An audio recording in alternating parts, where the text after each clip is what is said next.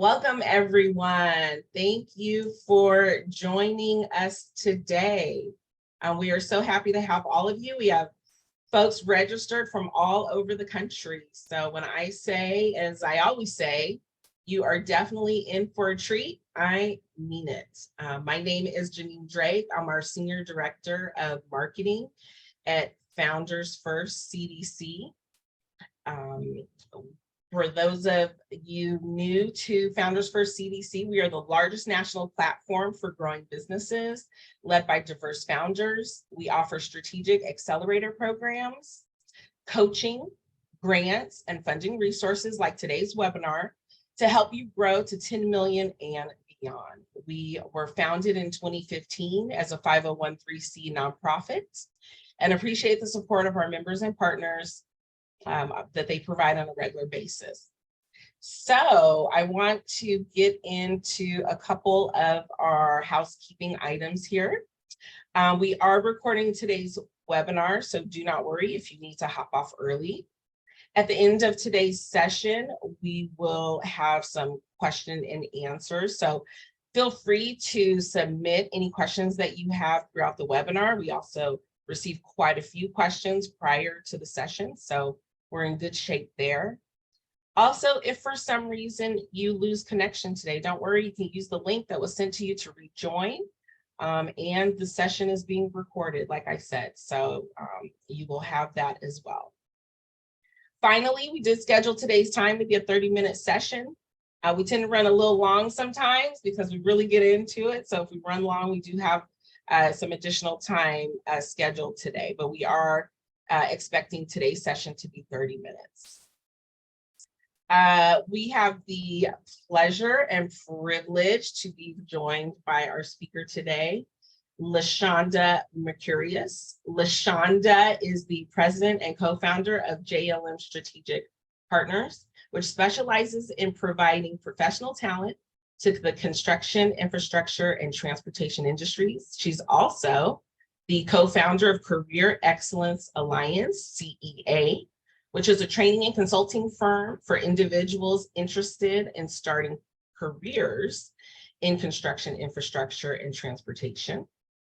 She serves on the Workforce Development Board for the City of Los Angeles, the WTS National Steering Committee for Women-Owned Small Business Roundtable, as well as the Valley Industry and Commerce Association Scholarship Foundation Board.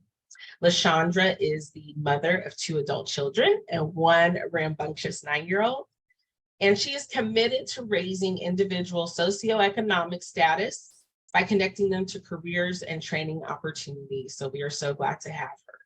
Finally, I'd like to add, LaShondra is also a Founders First, Fast Path, and Boot Camp programs graduate. So let's get into this. Overcoming our fears of funding. LaShondra, when you and I first spoke, you shared so many insights regarding your journey to funding and the fear involved and so many other things that we said. This is certainly something that we want to share with our founders as well. And we were right, there's been a lot of interest in today's session. So I am going to pass it over to you so that you can kind of take us through your journey. Awesome. Well, thank you so much, Janine. I am so happy to be here. I think it's always an honor and a pleasure for me to share, my knowledge, to share my experience, with the founders community. It's been an amazing program for me. I've learned so much. I've used so many tools and tactics, that I've learned here to help, grow my business and, actually sort of come out of COVID, because I'm sure that was impactful for a lot of businesses that are here. So I feel like I'm amongst family, honestly, because I kind of giggle when you kind of rattle off all those accolades, because I really think of myself, I'm just a struggling entrepreneur, just like the rest of us. I'm leading in the dark. I'm trying to figure it out, just like everybody else. Now, I've actually been in business since 2009. So, so it's been some years. So what is that? 13, 14 years or something like that. You know, I can't do math anymore. Once I turned over 40, all my short-term memory is gone. But it's really a journey. But there's a lot of, you know, tools and things that I picked up, you know, that I want to share with everybody. But going through my own journey, it's an emotional roller coaster, because when you think about money and your relationship with money, that really drives a lot of decisions that you make in your business. And for me personally, I had a lot of trauma when it came to money. You know, when I didn't grow up with a lot of money. I had very young parents. They were 16 and 19 when they had my brother and I, and they really struggled through life, you know, and, you know, we were happy, you know, to get whatever money we could get in. And when we were able to, you know, buy something or have something, we held on to it so tight because we didn't know when we were going to, you know, see extra money again, you know, so that's trauma. You know, I remember having our lights turned off. I remember not having water, you know, running water. I mean, there's a lot of different things that really impacted how I thought and felt about money. So when I started my business and I began to think about growing and scaling, you know, a lot of that trauma came out. A lot of those fears came out, and I made some dumb decisions because I was making them out of fear. You know, I made some decisions that didn't make sense, but it made sense because it fed me emotionally, and it fed the scarcity mindset that I had in the beginning of my business. I remember, you know, signing up with the funding company to help factor some of our invoices. I don't know how many of you know that, but you know, there's companies out there now. The interest rates are typically pretty high, but you know, if you need funding up front, there are companies called factoring companies that you can work with that will pay your invoices up front, and then they will collect on the back end as you collect on your receivables, right? So I'm in the staffing business. So everything that we do is upfront. As soon as someone starts a job, we pay out. And sometimes we don't get the money back until maybe 45, sometimes 60 days. So we need to have cash flow. So in order to have cash flow, we need to borrow against our receivables, which is essentially creating debt against future money that you plan on bringing in your business. So this is a funny story. So we got with this funding company, and, you know, I was so nervous to not have enough money to pay my payroll that I told the funding company, I said, look, every invoice that we get, just automatically put it in the bank. Now, every time you take money, there's a fee, right? And I needed to see that money in the bank because of my scarcity mindset. I didn't think I'm paying a fee on all this money that I'm taking up front, and I may not need all of it to cover my payroll. And I didn't. I had 3 or 4 weeks of payroll in the bank, but because I was so afraid of not having enough, I was paying extra fees on money that I didn't need.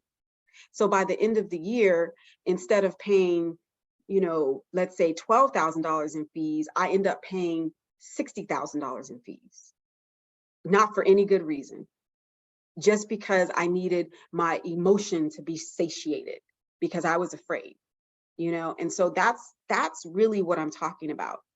Now, when it comes to funding and scaling your business, now this is something that I had to learn because I went to plenty of banks that told me no. So I'm used to no, but the way that I think about it, every no is just a closer to a yes, right? So what I've learned about, you know, debt and growing your business, all debt isn't bad. If you want to scale your business, you absolutely need debt. I don't know if you guys are into basketball. Some of you guys might be, but everyone knows who Magic Johnson is. Now, he has a whole interview that he did that talked about how he started all his businesses. Now, this is a man who made millions of dollars playing basketball. And when he decided to go into business, he did not use one penny of his own money. He went and he raised debt and got loans to start his business. Now, obviously, he's a celebrity, so he, has a little more cachet than some of us on this call, but he was told no quite a few times. And I think he finally got one bank, to fund him. I think it was like $100 million. So it was a lot of money, but he leveraged that debt to buy his businesses, right? So this is the cool thing that he did. And I'll show you how I apply this to my business, right? He took the debt and bought assets that he owned. So now he was able to leverage more debt because now he has assets, right? So the more assets you have, the more debt you can acquire. Now, again, all debt isn't good debt, but you got to understand your business. Now, I would suggest for your business and for your industry, the information is out there. You should research what makes my business healthy. What's my quick ratios, meaning how much debt can my business support based on your revenue streams and your cash flow and all of that. Every business or every industry has a set of numbers that are specific to your business that you can follow and use as a baseline. So it is important to understand what your business can bear, right? So for the staffing industry, I research it and I understand all of my ratios. So I know what's good debt, what's bad debt, and what I can bear, right? So that's really important. And you need to know that because you don't want to take on debt that could crush your business, because that could happen as well, right? So the other thing is, it's probably going to be pretty difficult to go to the larger banks. If you're just starting out and you're a small business, there's a network of smaller banks that look for small businesses to give money to, because this is the deal. These banks, in order for them to remain accredited financial institutions, they have to loan out a certain amount of money, and they have to have a certain amount of mix of business, to keep their accreditation. And a lot of that is for small businesses. So they're actually seeking out small businesses, and their terms are a lot more flexible than your typical big banks. I've never been able to get a loan from a big bank. I have an 800 credit score. In all the years that I've been in business, except for last year, my business was profitable every year. I mean, everybody had a dip during COVID, and I wasn't able to get funding. But once I learned that there's a whole network of these smaller banks that offer line of credit, that offer, capital loans, all of that stuff, then I was in business. Now, here's the kicker. Those of you that don't know anything about the SBA, which is the Small Business Administration, they are an amazing resource. Let me tell you, every loan that I was able to get was an SBA loan. Every business can borrow up to $5 million from the SBA. Everybody, that's your limit. Now, yes, you do have to show that you can, support the debt and all that stuff. They're just not going to hand it to you. So, because I noticed I got a question like, well, how do I set myself up for funding? Now, this is the trick. This is going to sound very counterintuitive, right? If you're planning on taking on debt, and you've overcome your trauma and you understand your relationship with money, and you've gotten over the sabotaging decisions like I made earlier on, just giving my money away for free, thinking I'm doing something, and you're ready to take on funding, this is the kick. The time that you want to take on funding, is when you don't need it. Let me say that again. The time that you want to take on debt or funding is when you do not need it. Because what I've learned from my experience is when you are needing it or you are desperate for it, that's going to be a no. Nobody wants to loan money to anybody that needs it in order to, make ends meet or create cash flow. So that's something that you have to know. So when you think about timing, whenever you feel like, oh, shoot, I got this, I'm funding myself, I got a lot of money in the bank, my credit score looks good, I got good profitability, I don't need anybody. That's when you go out and you ask for funding. Because when you think about it from an emotional standpoint, you don't need it. So you're going to be a lot more open to a no. You're going to be a lot more open. Oh, you're welcome. Someone said, thanks for the strategy. Yes, you're welcome. That's when you're able to deal with it from an emotional level the best. When you don't need it, when you know that you're going to be okay without it. And then you can really open yourself up to listen, and you can compete. You can go to different banks, and compete and have them compete for your business, right?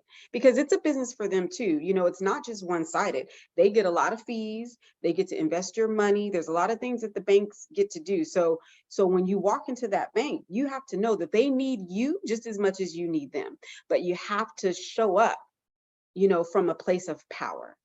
And that place of power is, I don't need you. I want you. And that same power goes for relationships too. But I digress. So that's the first thing. The second thing is you want to have, multiple resources. You do not want to put all of your eggs in one basket, right? Because every bank has a different portfolio. They have a different idea of what it is that they want to do. But I tell you, another key strategy is whenever you have an opportunity to buy assets, that is going to be the best way for you to get funding. Now, I'm a service company. So those companies out there that are service companies is a little more difficult because we don't have assets. We don't have machinery. We don't have, vehicles and things like that, so it's more difficult to get funding when you are a service company. But this is what I did. I took the Magic Johnson approach, right? So as a service company, what assets can I buy? Well, I need an office. So what I decided to do was I decided to buy an office building to house my office, right? So now I'm taking on debt through a mortgage for commercial property. Now, the cool thing is commercial property has a lot of different rules than residential property. They have a lot more programs, especially through the SBA, where you can put very little money down. So the actual capital that you're investing out of your own pocket is small, right? Depending on obviously the cost of the building. So we were able to buy what's like a building condo. So it's a small space. Relatively, it's about 3,000 square feet, which is what we needed. So we were able to purchase a condo, a building condo. So now I have an asset, right? And now my company gets to pay me personally to use the building. So now I'm paying myself, I'm leasing the building to myself. So now I'm repurposing the money that I'm spending into my own ecosystem. So I'm using my business money to pay my mortgage for my asset, which I will then use that asset to leverage more debt, to buy more assets. See, that is how you do it. So it's not always straightforward. You can also leverage residential property. That same year that I was able to buy a building, I bought a condo, which I rented out So now I have another asset that is also generating income, right? So I'm building my portfolio to be able to leverage. So now when I want to scale, I have an office building as collateral. I have an apartment building that is generating income. That's also collateral. And now I'm setting myself up to now buy the next asset, right? And as a service company, like I said, I don't have equipment, but real estate is always a smart move, always a smart move, right? So those are different ways and strategies that you can, get yourself ready for funding, especially if you're a service company, right? So these are some of the things that, that I did. I'm actually in the process of asking for funding with Founders First as we speak. And guess what? The first round, I got rejected. They told me no. And I'm still here doing this webinar. I'm kidding. But again, I'm learning how to, position myself. Now, originally they told me yes. Then COVID hit. Things changed a little bit. So I had to sort of reorganize. So it's not their fault. It's just sort of a reinventing myself post-COVID. So, but I am excited about, the opportunities going forward. But at the same time, if they do tell me no, guess what? It's okay, because I'm okay. Because I asked for funding when I didn't need it, right? So that's the key. So emotionally, I'm good with it. And I will still continue to do webinars if they ask me. So they're good to go. LaShondra, on that note, we did get a question that came in a little bit earlier, and it says, hi, thank you for your sharing your childhood story. What do you mean by scaling up? Well, what I mean by scaling up is essentially growing the business and scaling the business outside of the founders, right? So when you think about scaling, you think about sort of creating a model for your business that can stand on its own and can be duplicated, right? So if you have processes, procedures, if you want to bring in, say, a C-suite team, can I get that out, to help manage? Typically, when founders or owners want to, get out of the day-to-day of the business and they want to create, an environment where their business can sort of run on its own and it can be managed outside of them, and it can scale and grow without the founders, that's scaling. So I hope that answers the question. Were there any other questions? Because I have a list of questions that came in prior to the webinar that I'd like to sort of get into. Well, there is this one, which I think really kind of gets to the heart of the webinar itself, and that is how to actually overcome that scarcity mindset. And you did touch on it a little bit, but if someone were to ask, LaShondra, how did you do it? Because you did have that childhood trauma, you called it. Right. So I'll start by saying is I'm still in it. I'm still overcoming it. I think the first step is admitting to yourself that there is trauma, admitting to yourself that you are emotionally tied to money, and understanding what your relationship is. I very much had a scarcity mindset, and I probably still do, but this is the difference. I'm making decisions.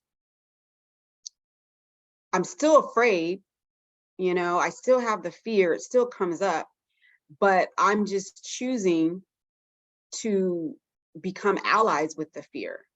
I talk to my fear. I say, okay, fear, well, why are you here? Well, what are you trying to protect me from? Because that's all it is. It's just your ego keep wanting to keep you safe. And so when you're presented with money or success or anything that's outside of what you're comfortable with or what you're normally experiencing, that is very scary because it's outside of what you know. So your ego and that scarcity mindset jumps in and says, well, hold on, sister girl, what do you think you're doing? You don't know anything about that kind of success. You don't know anything about that kind of money. Stay right here, you know, in the nickels and dimes that you know about, because that's going to keep you safe. And so for me, whenever I have those feelings and those fears come up, I know here, oh, that's an indication for me to go exactly in that space, because I recognize that that fear is just a signal for me to move into that space, because I'm getting out of my comfort zone, which means that I'm growing. You know, I'm becoming the person that can handle being in those new spaces. So it's really not so much overcoming the fear, because I'll be honest with you, our programming from our childhood is deep. And it's not about overcoming the feelings and emotions. It's about working with the feelings and emotions and recognizing what those feelings and emotions are telling you, and then making decisions based on that. So typically, if I'm moving into something that scares me or I'm afraid of, that's a challenge, right? And so I'm going to move into that space and I'm going to deal with the fear. So that's the best way that I can explain it, you know, and every time that I've done that, you know, because when you do it, you're looking down and you're like, holy crap, this is like 100 feet down. But then when you actually move into the space of the fear, you realize, oh man, it's only 2 feet deep. And then the fear goes away. And then your ego says, oh, it wasn't as bad as I thought. It's cool. You're good. Go ahead and take that money. Go ahead and accept that new project or accept that new client, because they have a lot of money for you, right? Go ahead and apply for that loan. We're good now, right? So it's really a matter of you dancing with your ego and dancing with your emotions and just understanding what they're all about, right? Because they're just indicators of something new. And sometimes it feels good and sometimes it doesn't. Because when those feelings and emotions are associated with trauma, your body naturally wants to respond with fear or pain. But all of that is really just an illusion. It's not real. It's just the way that your mind and your body and your spirit knows how to cope with the information that's coming through. It's all just information. And once we begin to understand that about ourselves, then sky is the limit. We can do anything that we want to do, and stop using fear as a reason not to do it. That's the very reason you should do it. If you are scared, do it. If it doesn't scare you, maybe take a step back and say, well, am I really growing? Am I really moving into a space that's going to open doors for me, right? Don't play it safe. You know, everybody on this call took that first leap of faith, because let me tell you, 90% of being a successful entrepreneur is just making the decision to do it. You know, we are all part of the 1%, you know, that had the courage, right, to be able to say, you know what, I'm going to control my own destiny. I'm going to take matters into my own hands, and I'm going to jump into this entrepreneurial world. So all of you should feel amazing, whether your business does well in the first year or you struggle the first few years or you have to start over. This is not my first business. The fact that you did it, you have nothing else to prove. And so when you think about, you know, funding and going to the bank, if they don't give you the money, well, so what? You know, if you're not ready, well, what do I need to do to get ready? And a lot of the banks will tell you, well, this is what you need to do. Now, some banks, they just ain't gonna give you no money. There's nothing you can do about it. But there are banks out there, so you have to be resourceful. And every single body on this call needs to figure out where your SBA office is in your city. Call them. They literally have a team of people that are designed to take your calls and help you get ready for funding, training, whatever it is that you need. If you need an office to incubate out of, they will find an office for you. If you need someone to help you write a business plan, someone in here said, hey, do you need a business plan to get a loan? Yeah. You got to be able to explain what you do and how you're going to do it. You have to be able to put your vision, on paper in a way that people can understand what you're trying to do, because part of getting a loan is belief in yourself and being able to translate that into your story and who you are and what you're about. Those SBA offices have people to help you do all of that. And you can get grants that you do not have to pay back in order to start that process. That's what it's there for, right? My building loan was an SBA loan. They gave me a construction loan to build it out. My line of credit is with a small bank that is one of the biggest SBA banks. It's called Poppy Bank. And they are amazing. When COVID hit, I didn't have to call them. They called me and said, hey, go to your email. We've filled out the application for the Paycheck Protection Plan for you. All we need you to do is sign it. We're going to get you the money.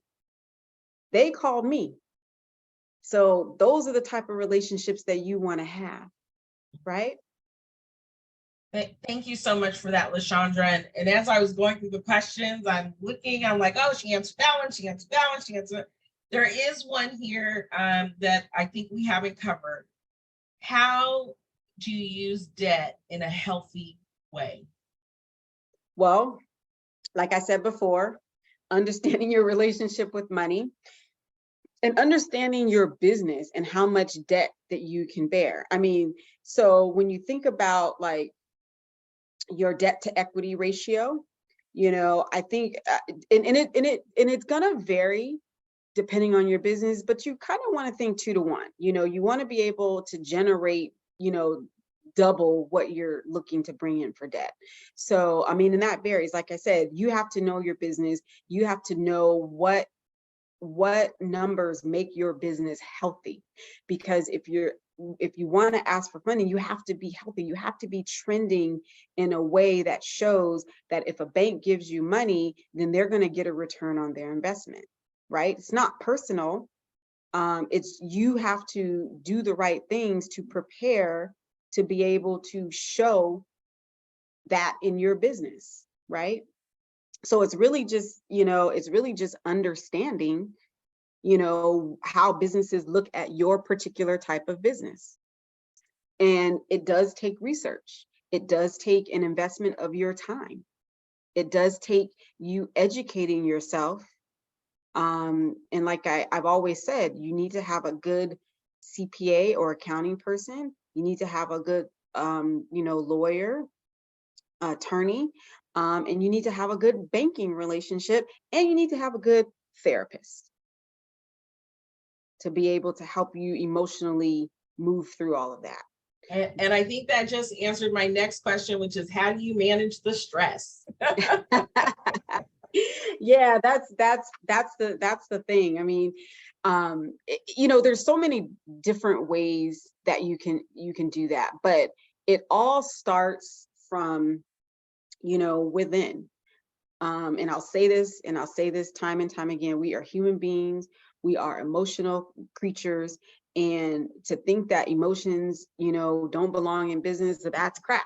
Emotions drive everything that you do. Now, you don't want to be, an emotional crazy person, but you do want to be very in touch and aware with how you process things from an emotional level to be able to make non-emotional decisions. So they all go hand in hand. So that's one. I would say self-care is huge. It is huge. You have to pour into yourself before you can pour into your business or anything else, because you got to remember your business is relying on you. And so if you're running ragged and you're dragging and you're eating fast foods and and you're not doing the right things, that does psychologically affect how you make decisions. The more disciplined you are in the care of yourself, the more disciplined you'll be in the care of your business, because you're not going to make decisions that cause you stress. You're not going to enter into relationships that are overwhelming, and you're not going to take on more debt than you can carry. Because part of managing that is understanding and knowing your self-worth, and understanding that you are not your business. Your self-worth is not tied to your business or how much money you make. So once you get clear on that, then it's very difficult to make bad decisions for your business, including about funding and who your financial relationships are going to lie with, right? A lot of times we take on money and debt because we feel like that makes us a better person. It gives us more status or more cachet. No, it doesn't. It just creates more stress and trauma in your life. So you got to learn how to separate your self-worth from your ability to get debt, or you have to separate it from how much money your business makes. You know, every business has its own specific journey. And you got to remember that everything that happens for you is not happening to you. It is happening for you. And I think the one thing that I learned that I think I carry it with me everywhere I go. So I want everyone to listen very carefully. Write this down. Rejection is protection. If somebody is telling you no, that is for your protection. You're not ready. It's a redirection to somewhere else that's going to lead you to what is for you. Rejection is protection. Right? LaShondra, oh my goodness. Thank you so very much. I mean, you've imparted such great insights for our founders this morning. We truly appreciate you. We are over time, so I'm glad we extended the webinar to make sure we didn't get cut off. I do want to let our audience know that we will be sending some post-funding resources out after the webinar. We also have this recording, which I know I will be going back in to listen, because while I took a lot of notes, there was a lot that I missed that I want to make sure that I glean. And so thank you again. We truly appreciate you. We appreciate your support, your membership with us, and of course, sharing all of your wonderful perspective and your journey, and even some personal stuff on how you did it. You gave us some secret sauce in there. And so we're all just very thankful. Well, thank you so much. It's always an honor and a pleasure for me to be here. You know, I speak from my heart. I speak from my experience, because, you know, I'm so proud and I feel so connected to everyone on this call, even though I can't see you guys, but I am a champion for, you know, what you do and the courage that it takes to, you know, to get out there and run your businesses. And all I want is for all of us to be as successful as we possibly can, and do it with grace and ease. And it is possible. So well thank said. you guys so much. Well said, LaShondra. Thank you all. Thank you. Have a great day, everyone. We look forward to seeing you again soon.